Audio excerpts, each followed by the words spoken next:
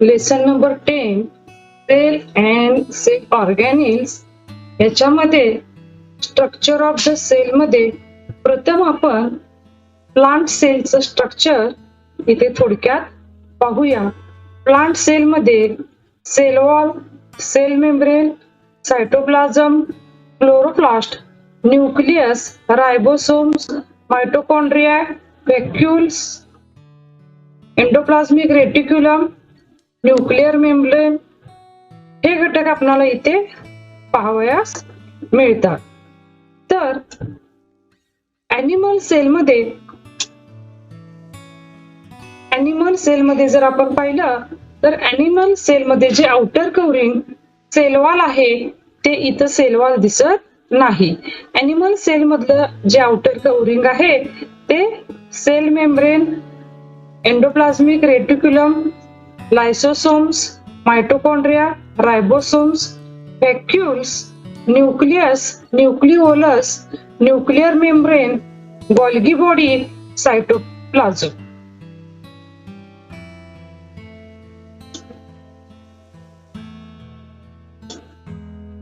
Cell wall.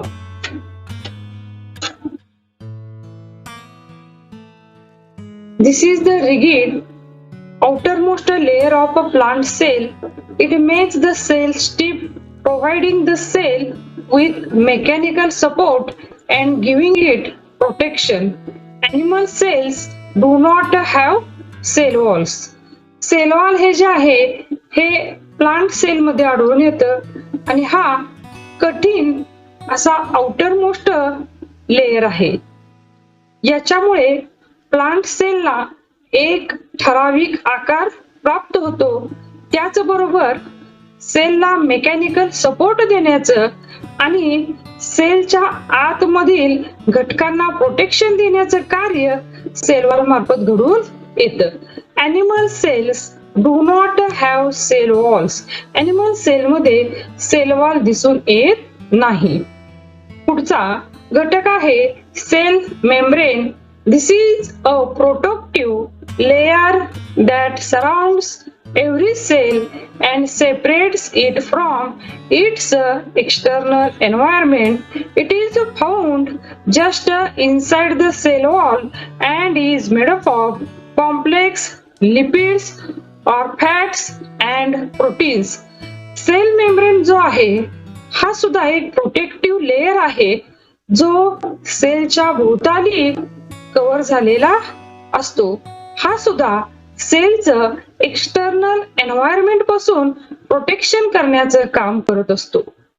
Sale wall नंतर दुसरा जो मेम्ब्रेन आहे, दुसरा जो लेयर आहे सेल मध्ये आढळणारा, सेल वॉलच्या आतमध्ये सेल मेम्ब्रेन असतं. आता प्लांट सेल मध्ये सेल वॉल असतात, ॲनिमल सेल मध्ये सेल वॉल नसते. त्यामुळे ॲनिमल सेल मध्ये सेल मेम्ब्रेन हे आउटर कव्हरिंग म्हणून कार्य करते. सेल मेम्ब्रेनला प्लाझ्मा मेम्ब्रेन असं सुद्धा म्हटलं जातं. आता हे जे सेल मेम्ब्रेन आहे याला सिलेक्टिव्हली परमेबल मेम्ब्रेन असं सुद्धा म्हटलं जातं. सिलेक्टिव्हली परमेबल मेम्ब्रेन म्हणण्याचं त्याच्या मागचा उद्देश असा असतो की सेल मेम्ब्रेन हे सिलेक्टेड मटेरियल्सनाच सेलच्या आतमध्ये जाऊ देतात. त्याचबरोबर अनवॉन्टेड मटेरियल्स जे आहे ते सेलच्या बाहेर पाठवण्याचं काम सुद्धा सेल मेम्ब्रेन कडून घडून येतं. त्यामुळं सेल मेम्ब्रेनलाच प्रोटेक्टिव्ह किंवा सिलेक्टिव्हली परमेबल मेम्ब्रेन असंही म्हटलं जातं.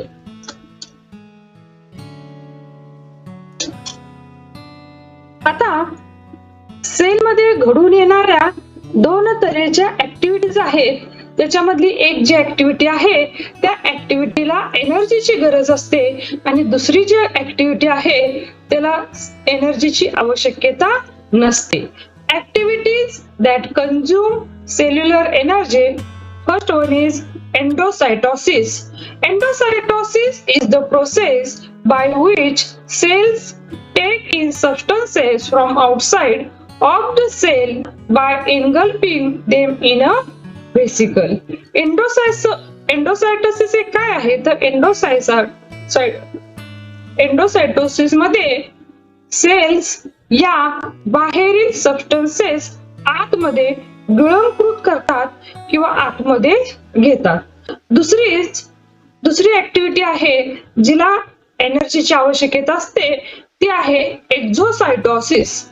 तर एक्झोसायटोसिस म्हणजे काय? To excrete waste materials out of cell. To throw out unwanted materials out of the cells is called exocytosis.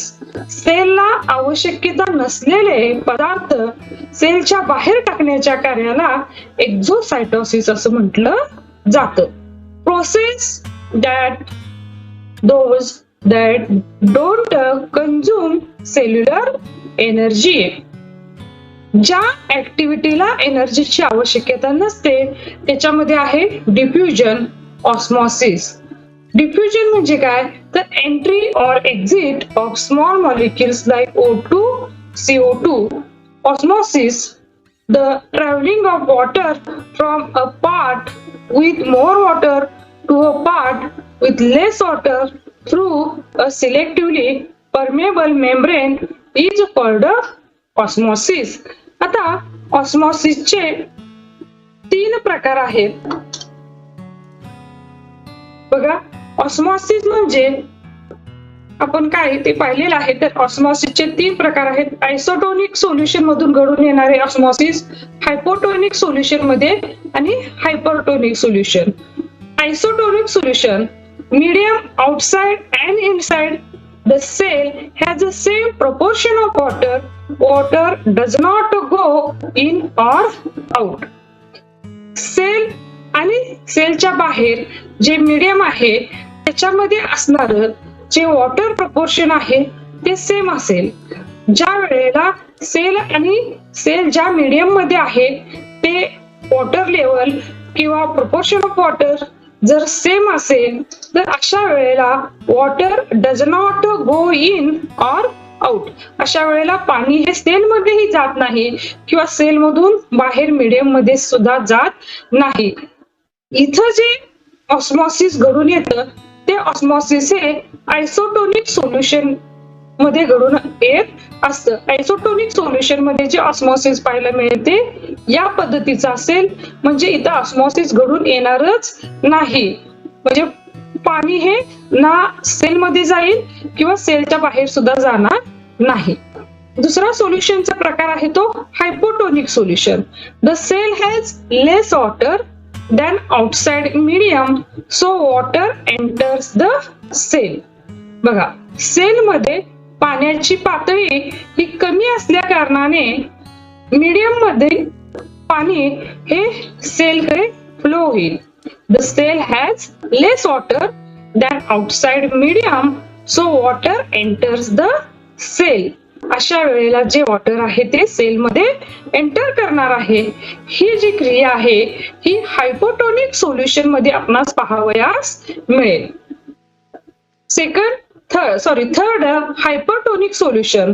The cell has some more water than the outside medium, so water comes out of the cell. म्हणजे जिकडं water level कमी असेल त्या बाजूला त्या दिशेला water flow होत असतो. याला आपण काय म्हणतो? ऑस्मॉसिस. आता हायपरटोनिक सोल्युशन मध्ये सेल मध्ये वॉटर लेवल जास्त असणार आहे. थोडीशी किंचितशी वॉटर लेवल ही आउटसाइड मीडियम पेक्षा जास्त असते. ज्या वेळेला सेल मध्ये वॉटर लेवल जास्त असते त्यावेळेस ही वॉटर हे आउटसाइड मीडियम कडे फ्लो होतं. The cell has some more water than the outside medium, so water comes out of the cell. Cell कडून आउटसाइड मीडियम कडे त्यावेळेला वॉटर फ्लो होतं ज्या वेळेला ते सोल्युशन हे हायपोटोनिक सोल्युशन असते.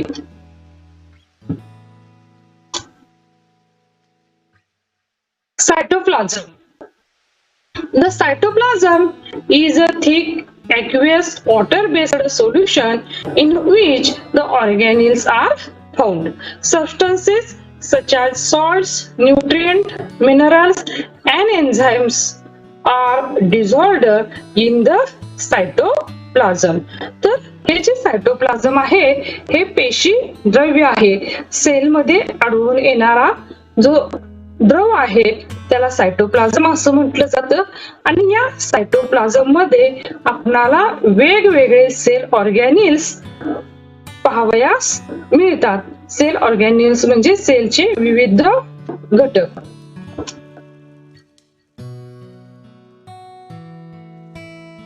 Cell organelles.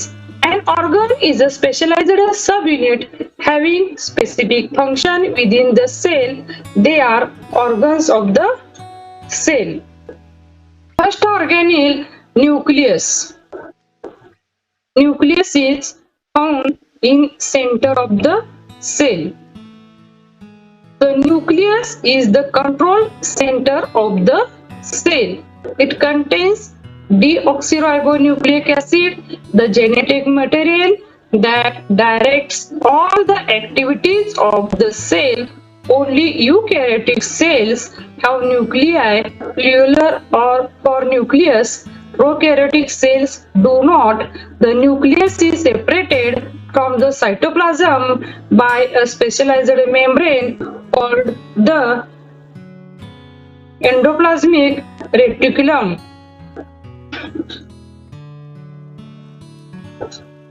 न्यूक्लियस हा सेलचा अत्यंत महत्वाचा असा सेल ऑर्गॅनिल्स आहे.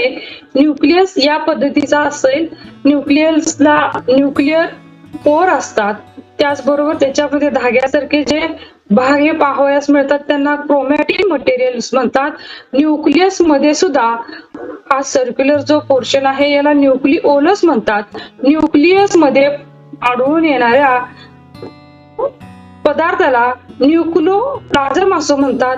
ज्या तऱ्हेने सेल मध्ये सायटोप्लाझम असतो त्याचप्रमाणे न्यूक्लियस मध्ये आढळून येणारा फ्लुइड मटेरियल आहे न्यूक्लिओप्लाझम. आणि हे जे आउटर कव्हरिंग आहे त्याला न्यूक्लियर एन्व्हलप असं म्हटलं जातं.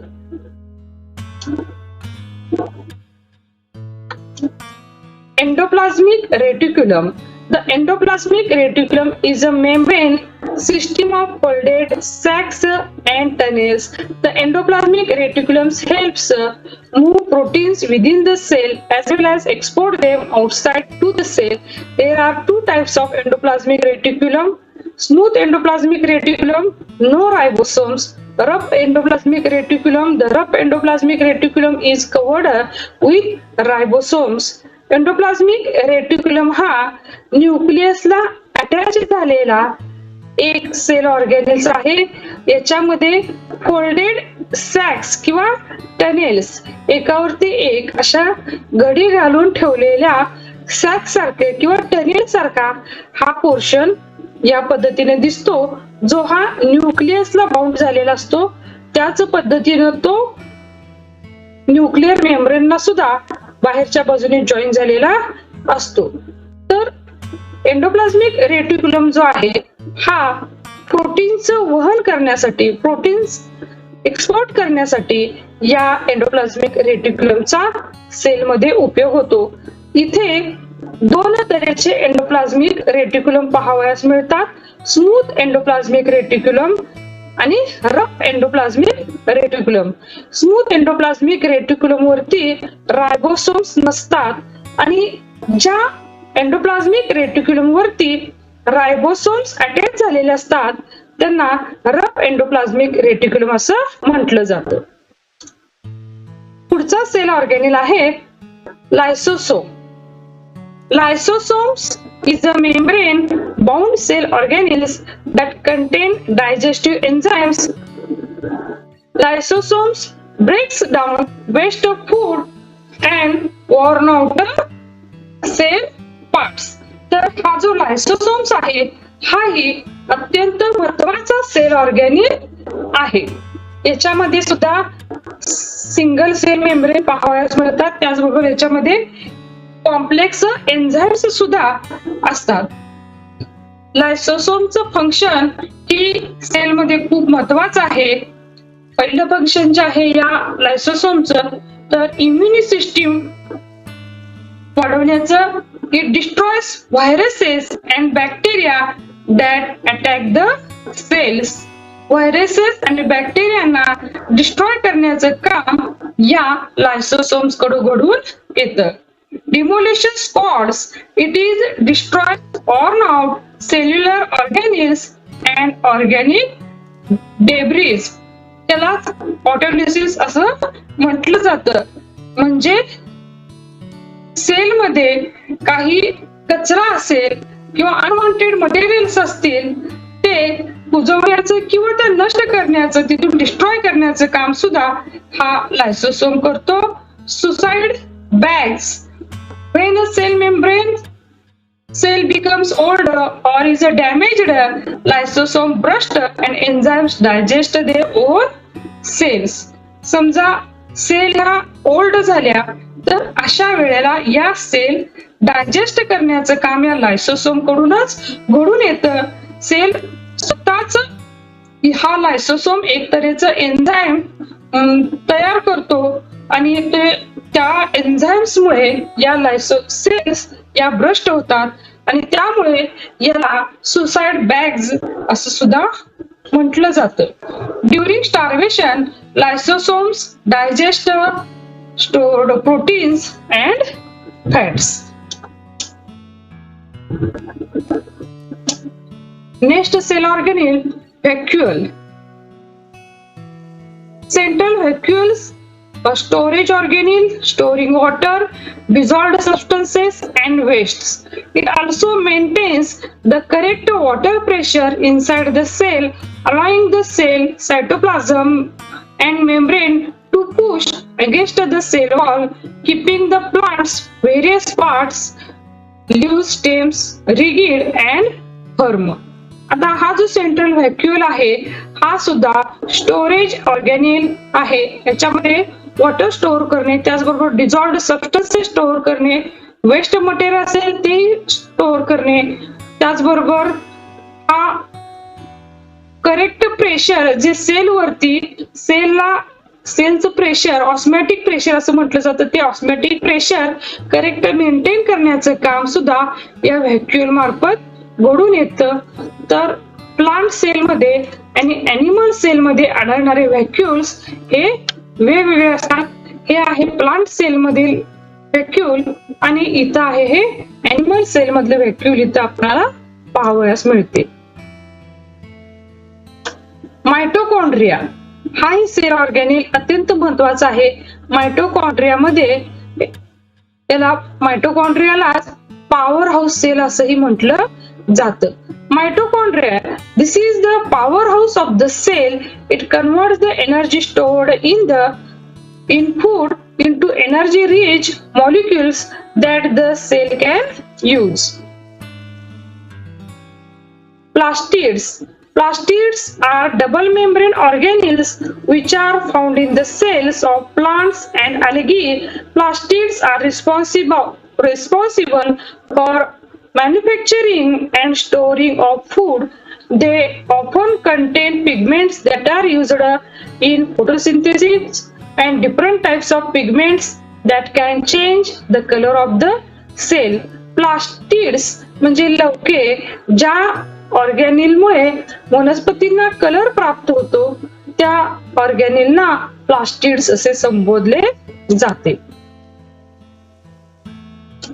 इथे 3 तऱ्हेचे प्लास्टिड्स आहेत: chloroplast, chromoplast, leucoplast. Chloroplast contain chlorophyll, green pigment that absorbs sunlight in photosynthesis, produce and store glucose. Chloroplast हा ग्रीन कलरचा आहे ज्याच्यामुळे सनलाइट ऍब्सॉर्ब केली जाते आणि ग्लुकोज तयार करण्याचं काम, त्याचबरोबर स्टोअर करण्याचं काम ही या क्लोरोप्लास्ट मुळे घडून येतं. दुसरा प्लास्टिड आहे chromoplast. Contain carotenoids, red, orange and yellow pigments found in flowers and fruit. हा जो आहे हा क्रोमोप्लास्ट रेड कलरचा असेल, ऑरेंज आणि येलो कलरचा असतो, जो वेगवेगळ्या रंगांच्या फुलामध्ये आणि फळामध्ये क्रोमोप्लास्ट पाहावयास मिळतो. Leucoplast contain no pigment used to store starch. याच्यामध्ये कोणताही कलर असणार नाही, नो पिगमेंट. आता structure of chloroplast. Structure of chloroplast. Chloroplasts are commonly found in guard cells located in plant leaves, roughly 1 to 2 micrometer thick and 5 to 7 micrometer in diameter. Chloroplasts are oval shaped and have two membranes, an outer membrane and an inner membrane. Between the outer and inner membrane is the intermembrane space, approximately 10 to 20 nanometer wide. The space within the inner membrane is stroma and the dense fluid within the chloroplast. This is the site at where the conversion from carbon dioxide to carbohydrates takes place. Chloroplast जे आहे त्याचं structure या पद्धतीने असणार आहे. Inner membrane, outer membrane, त्याच्यानंतर अशा coins सारख्या जे दिसतात हे आहेत थायलॉकॉइड्स, एकावर एक ठेवलेले दिसतात. हा जो मध्ये पोर्शन आहे थायलॉकॉइडच्या मध्ये तो आहे स्ट्रोमा, त्यालाच ऍक्वियस स्पेस असं म्हटलं जातं. आता थायलॉकॉइड सिस्टीम मध्ये या पद्धतीनं थायलॉकॉइड्स असणार आहेत. इथं हे स्ट्रोमा आहे, इथं ही इनर मेम्ब्रेन आहे, आउटर मेम्ब्रेन आहे आणि इंटर मेम्ब्रेन स्पेस आहे, मधला भाग आहे हा. Outer covering, middle covering and inner inside, अगदी आतील हा इनर कव्हरिंग. आता याच्यामध्ये एकावरती एक ठेवलेले दिसतात. हे आहेत, हा एक सिंगल हा आहे थायलॉकॉइड, एक पॉइंट म्हणजे एक थायलॉकॉइड झाला आणि असे अनेक थायलॉकॉइड्स एकावरती एक ठेवल्यानंतर ग्रॅनम तयार होतात. Thylakoid system. Internal membrane system consists of flattened sac like membrane structure called thylakoids. हे जे सॅक लाईक आहे त्याला थायलॉकॉइड्स म्हणतात. where light energy is converted into chemical energy. Thylakoids contain the light harvesting complex including the electron transport chains used in photosynthesis and pigments like chlorophyll and carotenoids. Granum. Densely layered stacks of thylakoids 10 to 20 that are the sites of conversion of light energy to chemical energy. ग्रॅन्युम मध्ये light energy ही chemical energy मध्ये convert करण्याचे कार्य होत असते. थायलॉकॉइड्स पासूनच हे structure बनलेलं आहे.